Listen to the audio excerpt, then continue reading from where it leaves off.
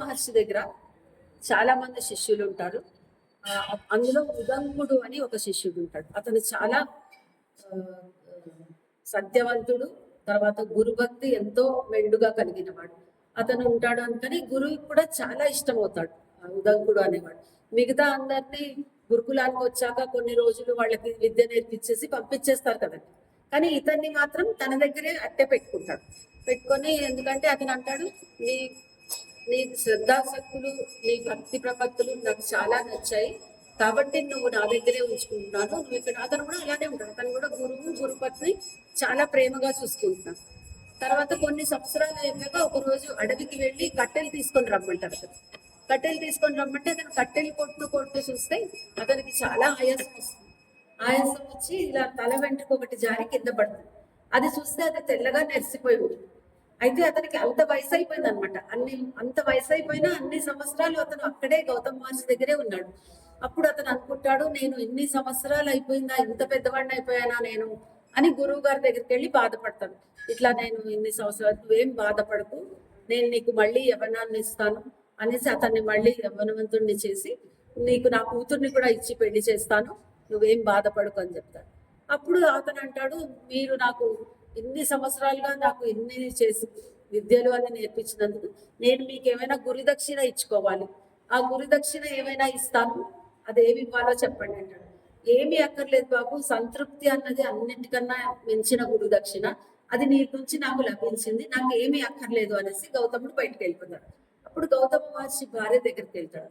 వెళ్ళి, అమ్మ నువ్వైనా ఏమైనా అడుగు, నేను ఏమైనా ఇస్తాను నీకు అంటే, వద్దు వద్దు, నాకు కూడా నువ్వు నీ సేవలే మాకు సంతృప్తిని ఇచ్చాయి, మాకేమీ అక్కర్లేదు అంట. అయితే అప్పుడు లేదు, మీరు ఏమైనా అడగాల్సిందే అని పట్టుబడతాడు. అప్పుడు గౌతమ మహర్షి భార్య అంటుంది, సౌదాసుడు అని ఒక ముని ఉన్నాడు, ఆ ముని భార్య చెవి దుద్దులు నాకు కావాలి అని అంటాడు. అంటే అవి చాలా మహిమగల దుద్దులు, అవి కావాలి అంటే సరేనమ్మా నేను వెళ్ళి తెస్తాను అని అతను బయలుదేరుతాడు. సౌదాసుడు అనే మునిని వెతుక్కుంటూ బయలుదేరితే అక్కడ ఏమవుతుంది, కొన్నాళ్ళకి ఆ సౌదాసుడు దొరుకుతాడు. కానీ ఈ మధ్యలో గౌతముడు బయటకు వెళ్ళిన వాడు ఇంటికి వచ్చేస్తే ఎక్కడ ఉదంకుడు కనిపించట్లేదు అంటే ఆవిడ అంటుంది కదా, లేదు ఇట్లా చాలా పట్టుబడితే సౌదాసుని చెవిదుద్దులు తెమ్మని చెప్పాను, అందుకని వెళ్తున్నాడు అంటే, అయ్యో ఎందుకు అట్లా చేశావు, సౌదాసుడు ఇప్పుడు బ్రహ్మరాక్షసుడే తిరుగుతున్నాడు, ఇతన్ని చూడగానే అతను పట్టుకొని తినేస్తాడు, చాలా పెద్ద తప్పు చేస్తావు నువ్వు అని భార్యను అంటాడు. అయ్యో ఆవిడ కళ్ళ నీళ్లు పెట్టుకొని, స్వామి మీరే ఎట్లాగైనా అతన్ని ఆ గండం నుంచి గట్టెక్కించాలి, మీరు ఎట్లాగైనా సరే నా మంత్రశక్తితో అతన్ని కాపాడుతాను అంటాడు. ఈ లోపు అక్కడ సౌదాసుడు కనిపించి, నాకు ఇప్పుడు చాలా ఆకలిస్తుంది, ఆ సౌదాసుడు అనే ముని ఏదో శాపం వల్ల అలా అయి ఉంటాడు, బ్రహ్మరాక్షసుడుగా మారుంటాడు. చంపిన వాళ్ళ పుర్రెలన్నీ మెడలో మాలగా వేసుకొని ఉంటాడు. కరెక్ట్ టైంకి వచ్చావు, నాకు చాలా ఆకలిస్తుంది, నువ్వు ఇప్పుడు రా, నేను తినేస్తాను అంటాడు. అప్పుడు అంటాడు మన శిష్యుడు ఉదంకుడు, నేను గురు సేవలో మునిగి ఉన్నాను, నేను గురు సేవకి గురుపత్నికి దక్షిణ సమర్పించుకోవాలి అని నేను వచ్చాను, గురువు సేవ కార్యాధ్యాయం వచ్చిన వాళ్ళని తినడం సమంజసం కాదు అంటే, అట్లా అయితే నాకు ఆకలిస్తుంది, నేను తినాలి ఇప్పుడు నేను అంటాడు. లేదు నేను మాట తప్పను, నన్ను నమ్ము, నేను నీ భార్య దగ్గర నాకు దుద్దులు దొరికే మార్గం చెప్పు, నేను వస్తాను, తప్పకుండా వస్తాను, నీకు ఆహారం అవుతాను నేను అంటాడు. సరే అనేసి పంపిస్తాడు, భార్య దగ్గర పంపిస్తాడు. అప్పుడు భార్యను అడుగుతాడు, సౌదాసుని భార్య, తన పేరు ఏదో ఉంటుంది, ఏదో పేరు. అయితే ఆవిడ అంటుంది, లేదు బాబు అది చాలా మహిమగల దుద్దులు, వాటిని నువ్వు చాలా జాగ్రత్తగా తీసుకెళ్ళాలి, లేదంటే నాగులోవి చూస్తే నిన్ను చంపేస్తాయి, రాక్షసులు చూస్తే తస్కరిస్తారు, దేవతలు కూడా వాటి కోసం ఎదురు చూస్తున్నారంటే, మరేం పర్వాలేదు, మా గురువు గల నాకు దొరికిన ఆశీర్వాదంతో నేను తప్పకుండా దాన్ని తీసుకెళ్తాను, జాగ్రత్తగా మీరు ఇవ్వండి అమ్మ అంటాడు.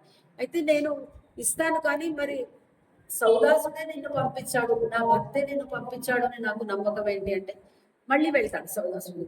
నీ భార్య ఇలా అంటుంది అంటే, సౌదాసుడు అప్పుడు అంటాడు, మళ్ళీ ఒక సందేశం ఇచ్చి పంపిస్తాడు, ఇట్లా నేను బ్రహ్మరాక్షసుని తిరుగుతున్నాను కదా, నువ్వు ఒక పని చెయ్యి, అతనికి దుద్దులు దానం ఇచ్చేసేయి, అప్పుడైనా బ్రహ్మరాక్షసం పోతుందేమో నాకు అంటాడు. సరే భార్య మాటగా దుద్దులు అతనికి దానం ఇచ్చేస్తుంది. మళ్ళీ ఇతను వెళ్ళి అడుగుతాడు, మరి నేను వీటిని మా అమ్మగారికి ఇచ్చేసి రాను అంటే, అతను అంటాడు, వద్దులే, నేనే నువ్వు ఇచ్చిన మాట నుంచి నేనే నిన్ను విముక్తుడిని చేస్తున్నాను, నువ్వు వెళ్ళిపో, మీ గురువు దగ్గర ఉండిపో అంటాడు. సరే అనేసి అతను వెళ్తూ ఉంటే అక్కడ ఏమవుతుందంటే, ఒక దగ్గర చెట్టు దగ్గర కాసేపు విశ్రమిస్తామని ఒక లేడీ చర్మంలో ఆ దుద్దులను దాస్తాడు. వాటిని చెట్టు కొమ్మ మీద పెడతాడు. చెట్టు కొమ్మ మీద ఉండే పళ్ళు వాటి మీద పడి అవి కింద పడిపోతాయి. పడంగానే నాగలోకం నుంచి నాగులు వచ్చి వాటిని తీసుకెళ్ళిపోతే గురువుని ధ్యానించి నేను ఎలాగైనా తీసుకురావాలి, నాకు సహకరించండి, నన్ను ఆశీర్వదించండి అని మనసులోనే మొక్కుకుంటాడు. అప్పుడు ఒక చిన్న నాగలితోటి దాన్ని మట్టిని తవ్వి తీస్తూ ఉంటే అప్పుడు ఇంద్రుడు అటువైపుగా వస్తాడు. ఇంద్రుడు ఏం చేస్తాడు, నువ్వు ఎందుకు ఇట్లా చేస్తున్నావు, వాటికి అది రాదు, నాగులు తీసుకెళ్లారు, నీ ప్రయత్నం మానుకోండి. అప్పుడు అతను అంటాడు ఉదగుడు, లేదు నేను నా గురువు గారికి ఇచ్చిన మాటను నేను తప్పలేను, నేను తప్పనిసరిగా తీసుకొని వెళ్లాల్సిందే, నా ప్రాణం పోయినా సరే. అప్పటికే 35 రోజులు అతను ప్రయత్నిస్తూనే ఉంటాడు. అప్పుడు ఇంద్రుడికి అతని మీద జాలి కలిగి వజ్రాయుధంకి ఉన్న శక్తిని అతని కర్రతో దానికి ప్రసాదిస్తాడు. ఆ కర్రతో తీయగానే నాగలోకానికి దారి దొరుకుతుంది. దొరికితే అక్కడ నాగులన్నీ తిరుగుతుంటాయి. అప్పుడు ఒక అగ్నిదేవుడు వస్తాడు. అక్కడ వచ్చి, నేను అగ్నిదేవుడిని, నా చెవులో నువ్వు మొత్తం ఇక్కడ ఈ నాగులన్నీ మాయమయ్యేలా చేస్తాను, అప్పుడు నువ్వు తీసుకొని వెళ్ళొచ్చు అంటే అది చేస్తాడు. అది తీసుకొని వస్తాడు. వచ్చి చివరికి గురువుకి ఇచ్చి గురు భక్తి నిరూపించుకుంటాడు. అంటే ఈ కథలో రచయిత మనకి చెప్పదలుచుకున్న ఏంటంటే, గురువుని నమ్మి గురువుని మనం శ్రద్ధగా సేవిస్తే మనకి ఎలాంటి ఆపద సమయం వచ్చినా సరే గురువు మనని కాపాడుతాడు అని ఈ కథ వల్ల మనకి తెలుస్తుంది.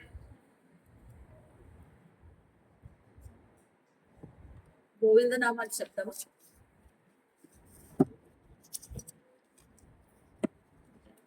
సో అందరూ పెద్దల ముందర ఏదో మాట్లాడుతున్నాను.